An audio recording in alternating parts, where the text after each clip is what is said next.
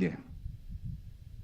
Se os ídolos derrubados apontam para um altar restaurado, esse altar restaurado atrai a presença de Deus, faz com que esses corações amem a Deus, como diz a palavra, com todo o coração, força e entendimento, só que faz também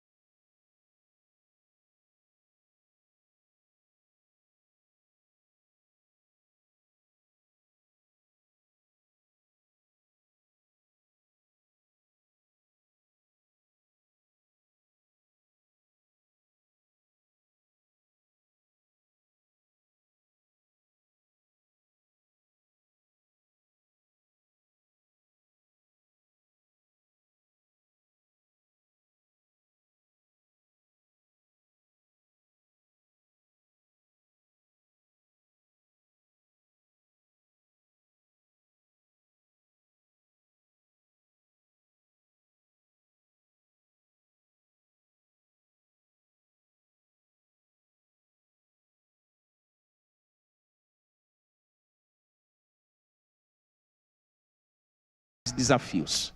Então nós precisamos ter saúde ao enfrentar os desafios da vida, que são muitos, e precisamos ter saúde quando as vitórias chegam, porque tem muita gente, irmão, que basta uma pequenina vitória chegar, a pessoa desanda na fé, a pessoa se perde na fé, a pessoa esquece quem ela é, o que Deus fez na vida dela, e começa a achar que tudo que ela está desfrutando é fruto da sua capacidade, da sua competência.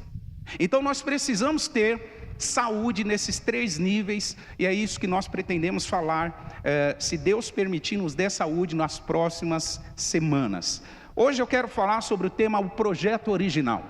Vamos falar da base, do projeto. A família, a origem dela não é a sociedade ou a cultura.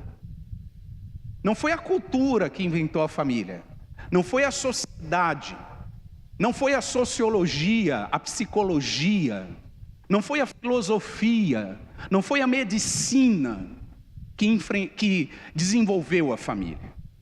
A família tem uma origem bem firmada no coração de Deus.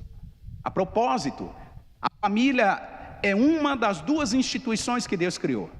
Deus criou 2 instituições na terra. Primeiro, a família. Segundo, a igreja. Todas as outras instituições que existem sobre a terra são instituições que Deus deu sabedoria ao homem para criar. Só que existem 2 que são criação dele mesmo. A primeira, a família, e a segunda, a igreja. Nós estamos no próximo slide, por favor, Bia. Então, por ser uma criação de Deus, a gente percebe que esta família, ela é muito atacada. Ela é alvo constante e contínuo do inimigo das nossas almas. A família sempre vai ser o principal alvo de Satanás, porque ele sabe que se ele abala os alicerces de uma família, ele abala também a igreja, ele abala também toda a sociedade. Famílias fragilizadas, igreja fragilizada, sociedade fragilizada. Famílias fortes, saudáveis, a igreja vai ser forte e saudável, a sociedade vai ser forte e saudável. Então a gente precisa perceber que o diabo não é à toa que ele tem a família como um dos principais alvos dele. Por quê? Ele sabe que fazendo isso, ele vai desestruturar o projeto original de Deus. Nós, o povo do Senhor, acreditamos que a família é um projeto de Deus. Posso ouvir um amém? Só que, irmãos, a família é um ambiente onde você não vai desfrutar apenas coisas boas. Na família também vai ter ofensas. Na família também vai ter mágoas. Na família também vai ter ressentimentos. Na família, esse ambiente que deveria ser tão saudável, às vezes se torna adoecido. E isso não nos dá o direito de desacreditar e desestruturar esse projeto que Deus criou. A gente precisa ter isso muito claro diante de nós. Porque se a gente acredita que uma ofensa, uma mágoa, uma ausência de perdão e um ressentimento é motivo para eu me distanciar da minha família, eu estou trabalhando contra o projeto de Deus. Isso é muito sério. Isso gera distanciamento, gera esfriamento, e de repente, em uma mesma casa, está todo mundo junto, mas ao mesmo tempo, cada um vivendo o seu mundo, cada um na sua tela. Então você tem alguém numa tela na sala, alguém numa tela num quarto, outra pessoa numa outra tela num quarto. Hoje nós vivemos a sociedade das multitelas. Vocês se lembram na infância? Quem nasceu aí nos anos 70, 80, de 70 para cá vai lembrar que ter um aparelho de televisão em casa era um recurso que papai e mamãe juntavam dinheiro o ano inteiro, guardava dinheiro do 13º e ia lá e comprava aquele aparelho de TV quadrado, né, grandão, que as anteninhas eram assim, e às vezes você ajustava a antena, não funcionava, você tinha que colocar uma esponjinha de Bombril em cima. O pessoal está entregando a idade aí, Nádia. Eu lembro disso, não sintonizava, e aí você colocava o Bombril em cima.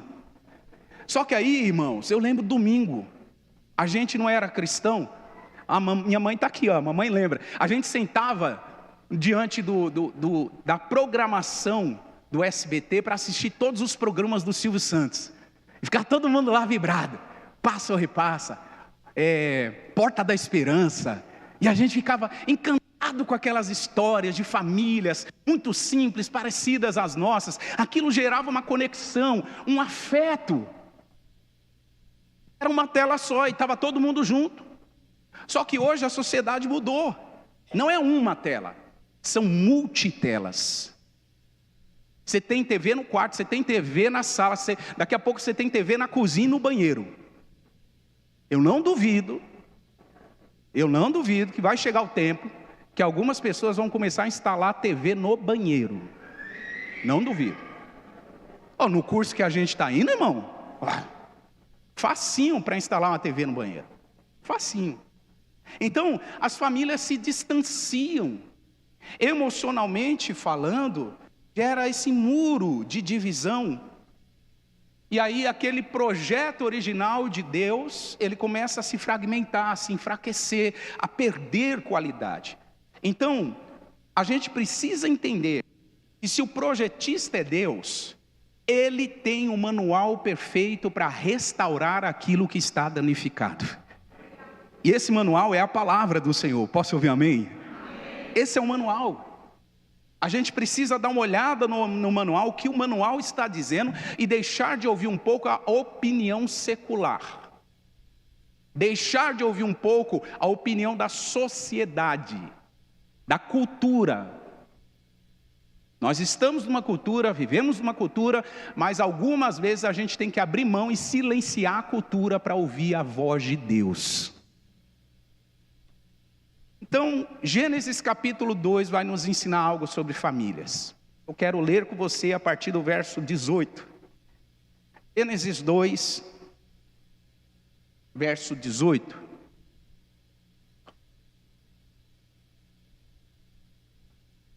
E disse o Senhor Deus: não é bom que o homem esteja só.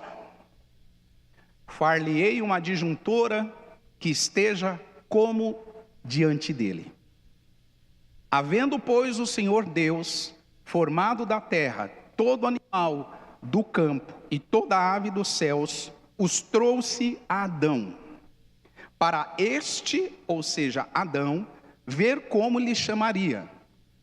E tudo o que Adão chamou a toda alma vivente, isso foi o seu nome. 20.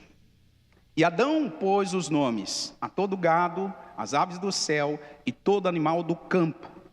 Mas para o homem, preste atenção nisso, mas para o homem não se achava adjuntora que estivesse como diante dele, ou seja, alguém que fosse semelhante a Adão, alguém que se parecesse com Adão. Embora Adão acabou de nomear muitas espécies da fauna, dos seres viventes, das espécies de animal, ele olha que nenhuma daquela espécie era semelhante a ele. E aí, Deus vê que Adão estava só. Verso 21. Então o Senhor Deus fez cair um sono pesado sobre Adão, e este adormeceu. E tomou uma das suas costelas, e fechou a carne em seu lugar. E da costela que o Senhor Deus tomou do homem, formou uma mulher, e trouxe-a a Adão. E disse Adão: essa é agora osso dos meus ossos, e carne da minha carne. Esta será chamada varoa, ou mulher, porquanto do varão foi tomada.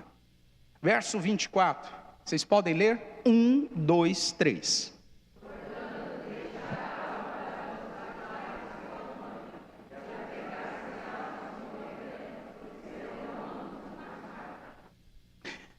Verso 25, pode seguir, por favor.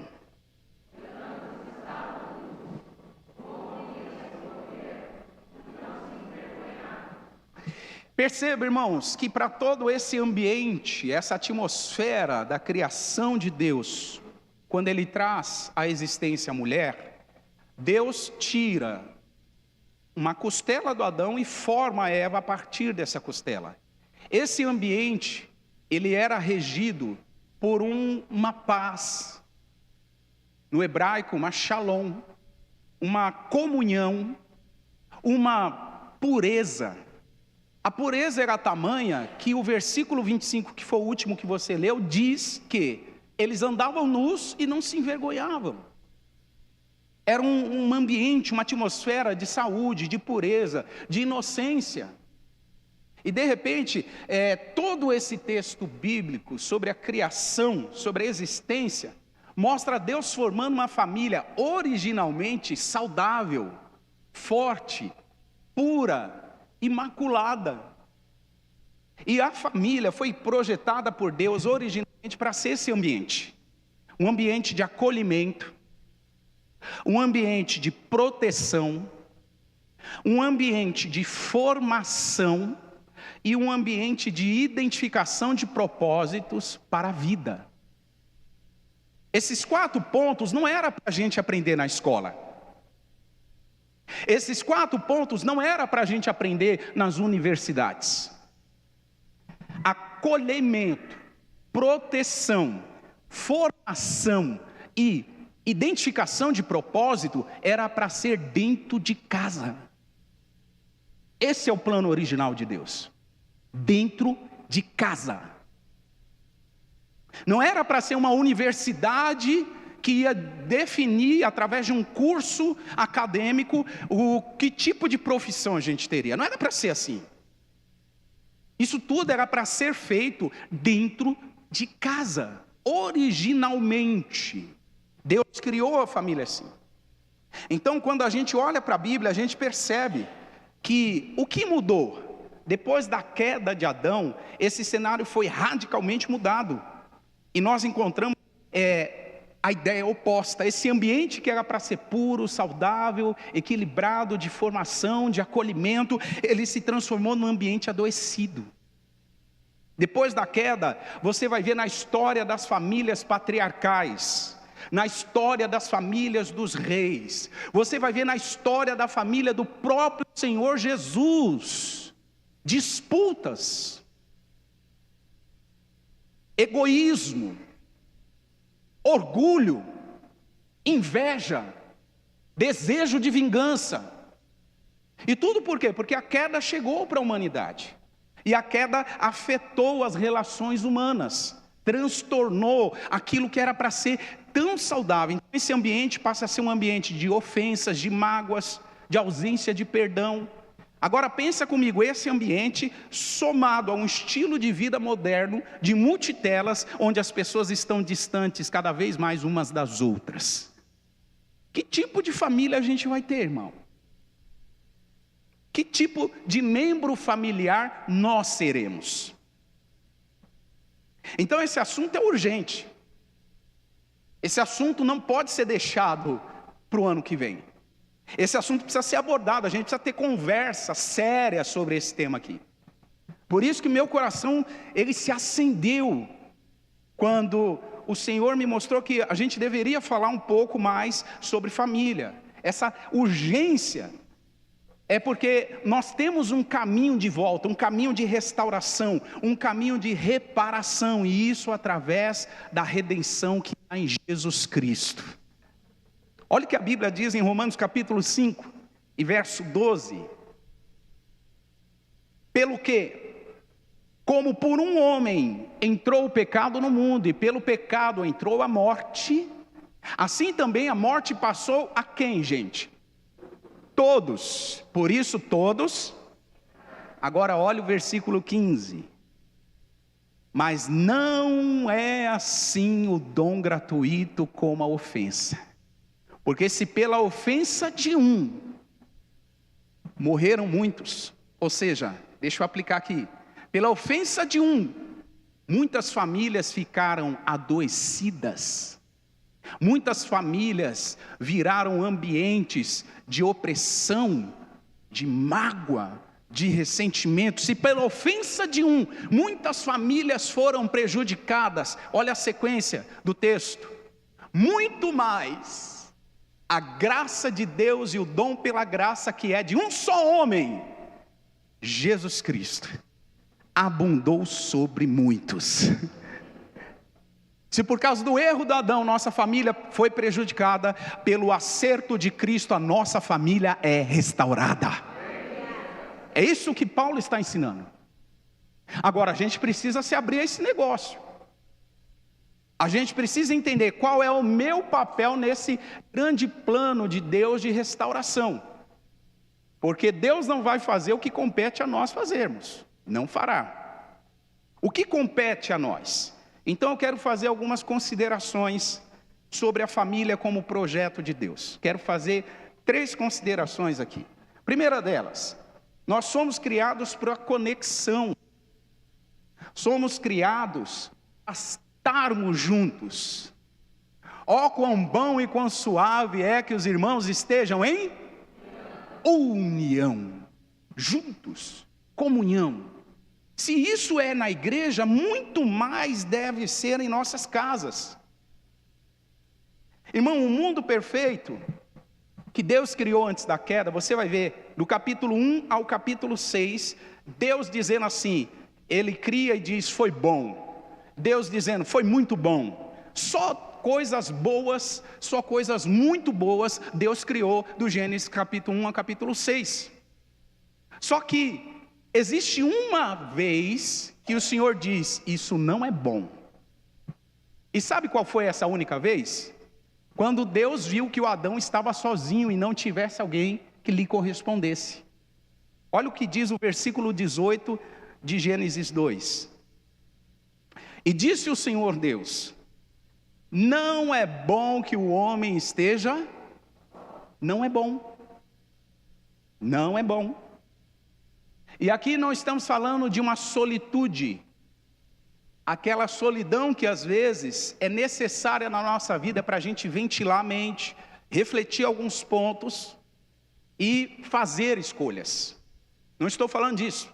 Isso é bom, a gente sai em solitude, ventila a mente e volta rapidamente para a comunhão. Rápido.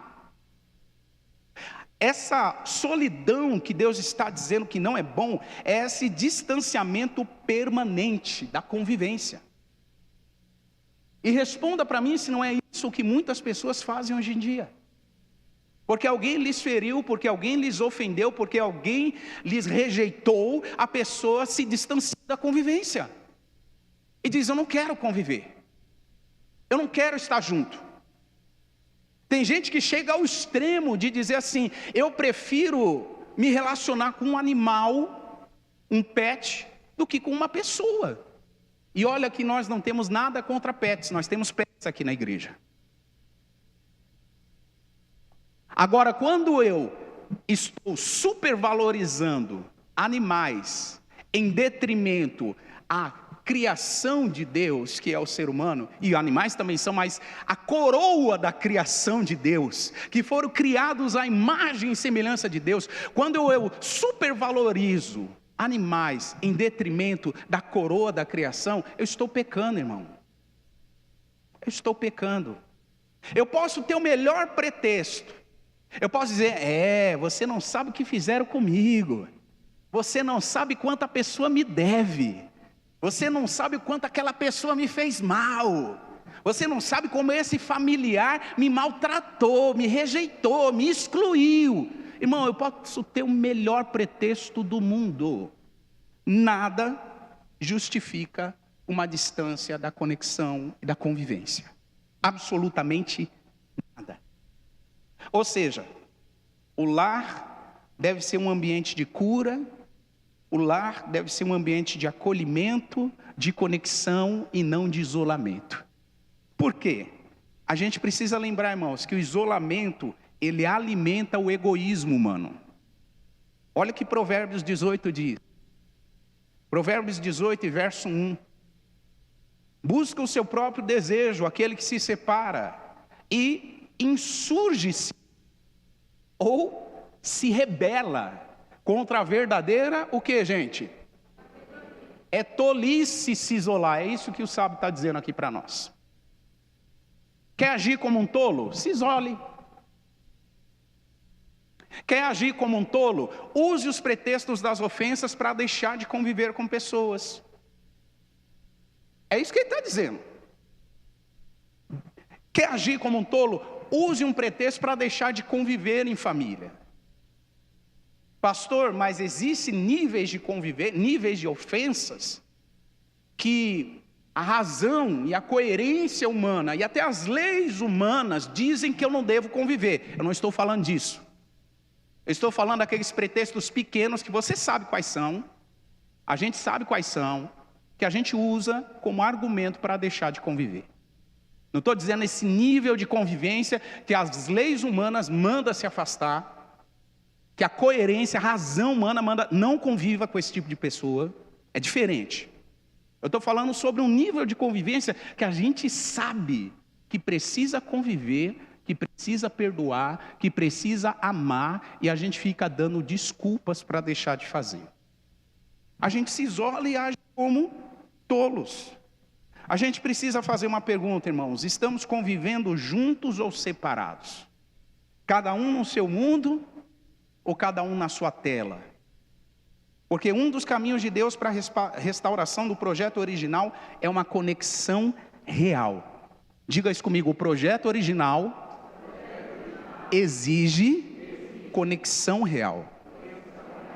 A conexão tem que ser real, tem que ser verdadeira, tem que ser legítima. E conexão real, irmãos, é parar, investir tempo, olhar nos olhos, sentir,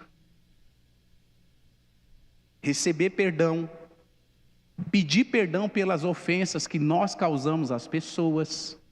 Porque é fácil a gente dizer que está todo mundo nos ofendendo, mas é difícil a gente reconhecer que a gente também ofende. É difícil. Você também ofende, você também maltrata, você também rejeita, você também exclui, você também condena. E aí, você está disposto a reconhecer isso também? Então, essa conexão verdadeira, legítima, fala sobre esse tipo de investimento de tempo, de qualidade, no que Deus quer reparar. Então, primeira consideração que eu quero fazer aqui sobre famílias: somos criados para conexão e não para a solidão. Segunda afirmação, ou consideração: precisamos conservar os pilares da família. E os pilares da família, eles são descritos em Gênesis, versículo 24 do capítulo 2, como 3. Dá uma olhada nesse texto, Gênesis 2, 24. Por favor, leia esse texto, 1, 2, 3.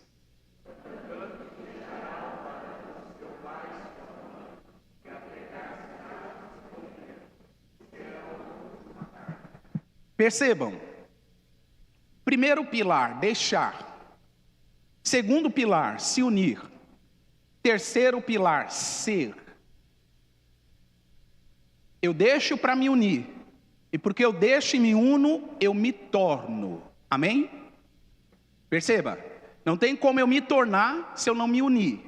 E não tem me unir se eu não deixei. Pega essa linha de raciocínio. O escritor de Gênesis diz que o homem deixa o seu pai e sua mãe, se une à sua esposa, e os dois viram uma só carne. 3 pilares para a família são apresentados aqui. A gente precisa deixar o quê? Todo tipo de dependência emocional que temos de algumas pessoas.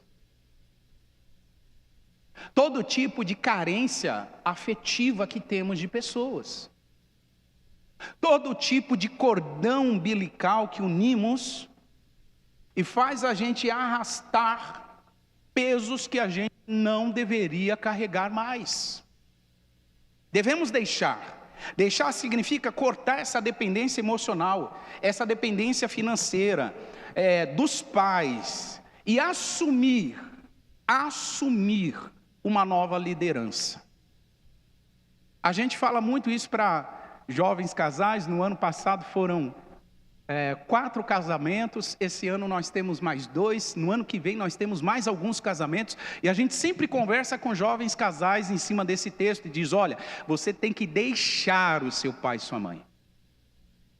E deixar não significa excluí-los, significa, você tem que se distanciar geograficamente, você tem que se distanciar um pouco financeiramente, e você tem que se distanciar emocionalmente. Você vai precisar tomar decisões. Os pais devem ser sempre consultados, mas nunca devem ingerir no relacionamento dos filhos. Os filhos conscientes, saudáveis, vão pedir ajuda para os pais. Pai, eu tenho uma decisão para tomar, me ajuda aí a entender melhor o cenário. E o pai ajuda. Agora, hoje, tem filhos que mantêm uma dependência ou emocional ou financeira dos pais, porque sabe que quando aperta o calo, o pai ajuda financeiramente. O pai contribui, a mãe contribui. E isso, irmãos, não é saudável, porque gera uma relação de dependência. Os filhos saem de casa, precisam tocar a sua vida. Eu lembro que há 1 ano e meio atrás, 1 ano e 4 meses, quase 5, o Pedro se casa em maio de 2025, e eu lembro que fiquei impressionado, porque o Pedro tomou algumas decisões que nem eu sabia. Cheguei aqui no casamento, as coisas estavam tudo prontas, elaboradas, e eu perguntava para ele, né, como pai tentando ajudar, filho, e isso? Pai, já está feito, e isso aqui? Já está feito também, e você precisa de ajuda disso aqui? Não, já está feito, já resolvi. Eu falei, uau, que legal. Aí eu perguntei para ele, Pedro, então qual é o meu papel aqui? Aí o Pedro disse, é ser o pai do noivo. Cara, aquilo tirou um peso das minhas costas. E eu falei, uau, o Pedro cresceu. Ele estava dizendo para mim, pai, desfrute do seu papel de ser apenas o pai do noivo. O resto é comigo agora. O resto eu dou conta. E eu não tenho dúvidas, irmãos, que um filho, quando e mantém uma relação saudável com seus pais, se ele passar por algum aperto, ele vence o orgulho e vai lá para os pais pedir, pai, me ajuda, eu preciso de uma grana. Mãe, me ajuda, eu preciso de um empréstimo. Isso é normal. Mas isso não pode ser moeda de troca, isso não pode ser instrumento de chantagem. Tem pais que ajudam os filhos financeiramente e fazem chantagem em relação àquilo. Eu te ajudei, hein? Escolha de acordo com o que eu quero. Não faça isso, hein? Chantagem emocional. Por isso que a Bíblia diz que a gente precisa formar uma nova família, e para formar uma nova família, nós temos que fortalecer esses pilares. Primeiro pilar, deixar. Segundo pilar, se unir. Então, primeiro deixa, depois se une. No original, a palavra hebraica aqui para unir é colar. Colar. Ou seja, ficar grudadinho. Ficar grudado, né?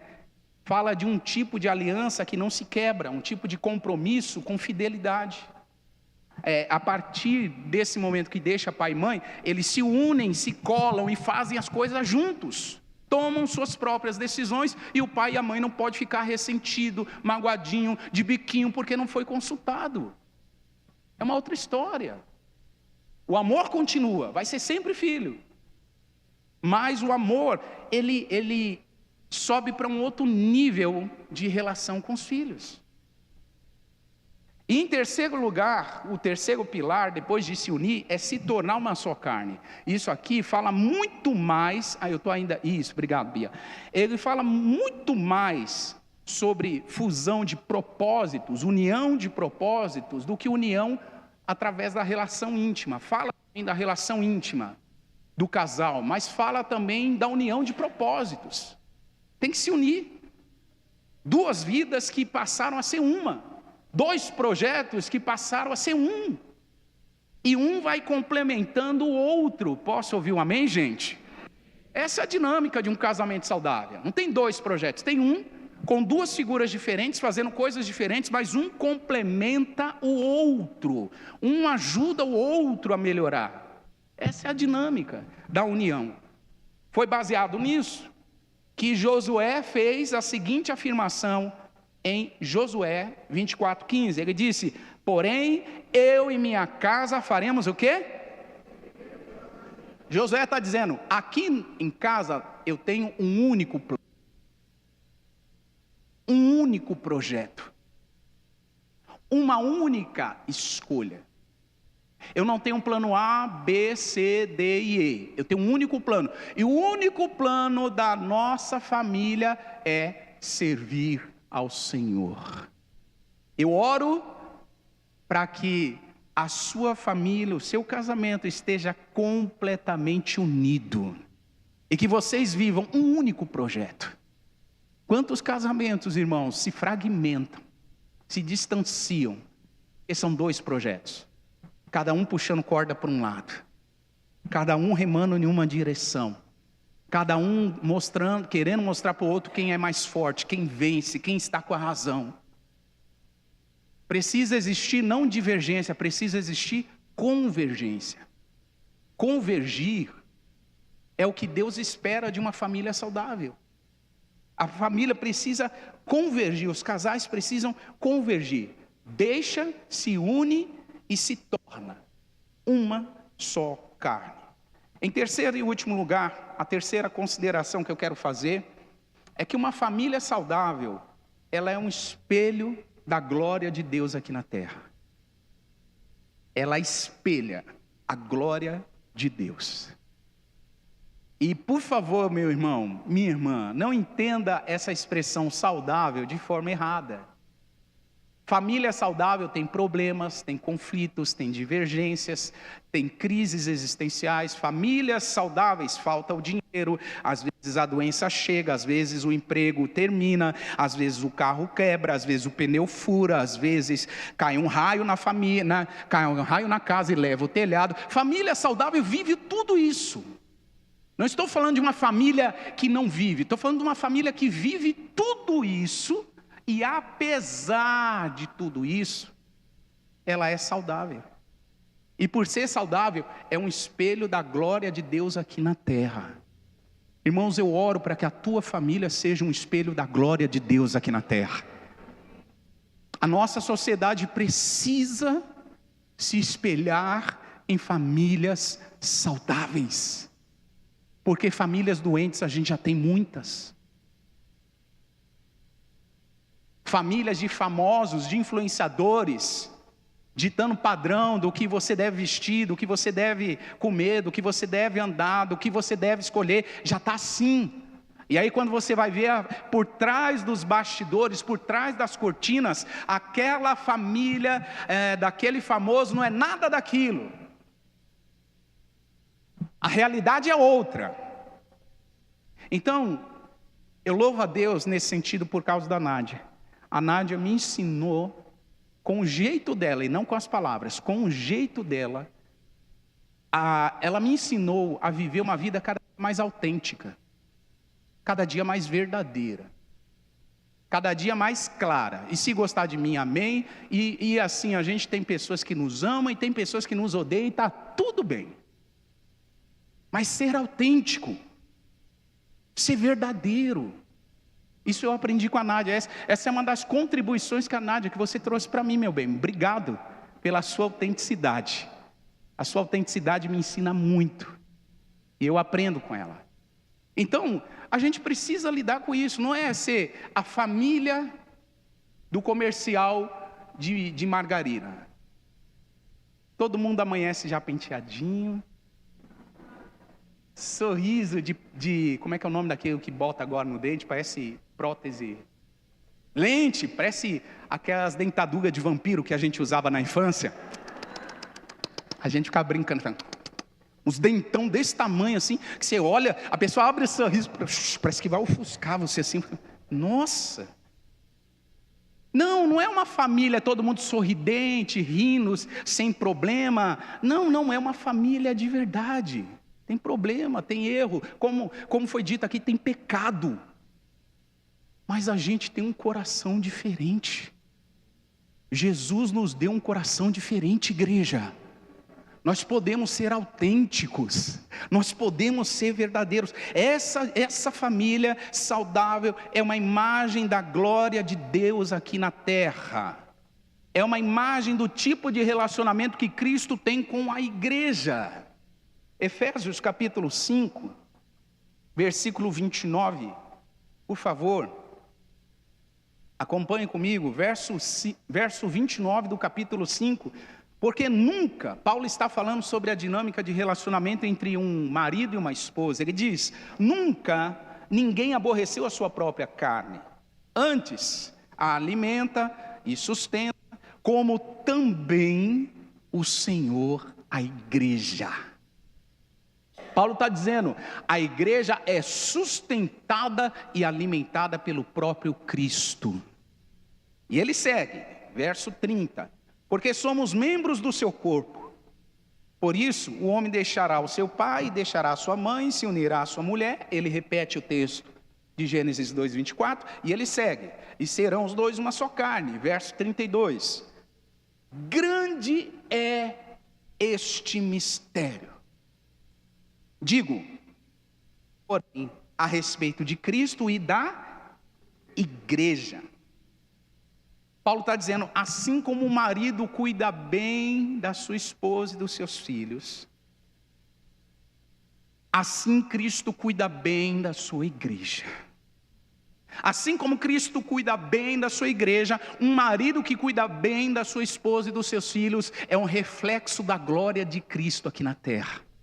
Reflete a glória de Deus. Ou seja, a maneira honrosa e saudável de se relacionar em família é um testemunho que glorifica a Deus, irmão. Às vezes a gente não vai precisar nem falar. As pessoas vão ver a glória de Deus na sua família, nos seus relacionamentos. Por isso que o diabo ataca tanto a família. Porque ele não quer que a glória de Deus seja refletida aqui na terra. A gente pode dizer, irmão, que a família é o outdoor, a família saudável é o outdoor de Deus aqui na terra. E o diabo não quer isso. O diabo não quer que a glória de Deus seja manifestada. O diabo não quer que Cristo seja revelado, que o evangelho seja anunciado. Ele não quer. Então por isso ele ataca sistematicamente a família. Ele quer enfraquecer e destruir o casamento. Ele quer tentar desfigurar esse reflexo da glória de Deus aqui na terra. Por isso a gente precisa se perguntar, como está o nosso relacionamento familiar. Como está? Eu quero terminar mostrando uma imagem para vocês. Coloca para nós, Bia, aquela imagem. Isso. Pense assim comigo, num motorista que entra num carro. Quantos aqui dirigem? Deixa eu ver, levante a mão. Então tá bom, então a analogia tá boa. Entra num carro, ele arranca todos os painéis de instrumento. Ele diz: eu não preciso saber a que velocidade andar, eu não preciso saber se o motor do carro vai aquecer, eu não preciso de GPS, porque eu sei toda a direção que eu devo tomar, eu sei de tudo. E ainda por cima, ele venda os seus olhos e pega no volante e insiste em dirigir. O que vai dar nisso, irmão? Tragédia, miséria, morte, destruição. Pois bem, essa é a nossa atitude às vezes, quando assumimos valores da cultura para conduzir a nossa família. A gente abre mão do padrão de Deus e diz: eu dou conta, eu sei conduzir esse trem, porque meus pais me ensinaram, porque meus responsáveis me ensinaram, eu dou conta, eu não preciso de nada. É a gente sentado nessa posição, com olhos fechados e sem painel de instrumento nenhum no carro. Essa família vai dar PT. PT é perca total, tá, gente? Misericórdia. Perca total. Perca total. Vocês são demais, né, gente? Vocês não perdem em conversa. Mas enfim, vai dar ruim. Vai dar ruim. Perca total para essa família. Esses somos nós. Às vezes a gente quer conduzir os relacionamentos familiares desse jeitinho aqui, ó. Deixa comigo que eu dou conta. Dá nada. Olha como estão os seus filhos, olha como está a sua esposa, olha como está o seu marido. Olha como está o seu relacionamento com seus pais. Basta apenas uma polarização política que a sua família vira um inferno. Vamos ser realistas, irmão. E você fala que está dando conta? Tem certeza? Abrindo mão da palavra, abrindo mão dos princípios de Deus, você dá conta? Não é isso que os resultados mostram. Não é isso que os frutos estão mostrando. Então eu termino dizendo, a gente precisa tomar consciência de que só é possível ter uma família saudável, se a gente abre mão do modelo de família da cultura e abraça o modelo de família de Deus. Esse modelo é saudável. Então, irmãos, a minha proposta é, vamos orar e faça um reset no modelo da sua família. Reset é reinício. Se você assumiu padrões seculares do mundo, da sociedade e tal, para os seus relacionamentos familiares, essa é a hora de se apertar o botão e pum, resetar, reiniciar. E nesse reinício, a minha oração é que você assuma o padrão das famílias estabelecidas por Deus. Que haja saúde na sua família. Que as eleições de outubro não dividem a sua família. E não porque você não tem posição. Eu tenho posição. Eu sei em quem eu vou votar. Eu sei o que eu não quero para o meu país. Mas, irmãos, isso não pode ser pretexto para eu tocar fogo na minha família. Para eu tocar o terror na minha família. Que Deus te dê sabedoria. Que o Espírito Santo te convença que essa palavra não é minha, irmão. Essa palavra não é dessa igreja. Essa palavra é do próprio Deus. Que o Espírito Santo mostre a você que tem como ser uma família saudável. Imperfeita sim, mas saudável. Bíblica. Nós não precisamos ser perfeitos, porque a gente serve aquele que é perfeito. Então eu quero te convidar a se colocar de pé. Oh Espírito Santo, obrigado. Agradeça ao Senhor. Primeiro, levante um altar de gratidão a Deus por essa palavra, pela sua família. Esse é o momento que você ora, agradecendo a Deus, porque você não vive solitário, você tem família, você tem vizinhos, você tem amigos, você tem irmãos. Peça também perdão pelas ofensas que você causou, pelos prejuízos, pelos danos que você causou às pessoas. Oh Deus, aqui estamos, Senhor. Esta é a tua palavra, esta é a tua verdade, e nós te pedimos, Senhor, santifica-nos na verdade. A tua palavra é a verdade. Jesus, que cada um de nós que estamos aqui, que temos família, que as nossas famílias sejam esse ambiente da manifestação da sua glória.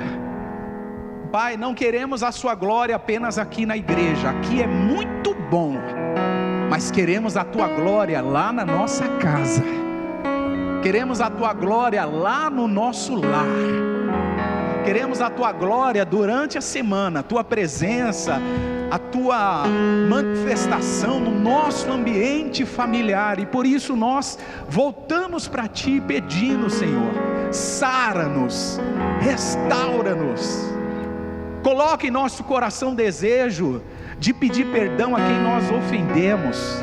Coloque em nosso coração, Pai querido, a vontade, a decisão de perdoar quem nos ofendeu, porque queremos ser famílias saudáveis, cheias da tua presença, cheias do teu Espírito. Pai, nós pedimos por isso nessa manhã, que a tua glória seja conhecida, que o poder do Senhor seja manifestado, que nesses dias que faltam para o final de 2026, sejam dias marcados por uma convivência familiar altamente saudável, Senhor. Que as famílias sejam espelhos, reflexos da sua glória aqui na terra. Que muita gente seja curado e volte a acreditar nas famílias. Que muita gente, Pai, ofendido, machucado, volte a acreditar nas famílias. Porque o Senhor cura, restaura, o Senhor traz vida. E nós queremos erguer as nossas mãos em gratidão e te agradecer por isso. Nós queremos te agradecer por isso.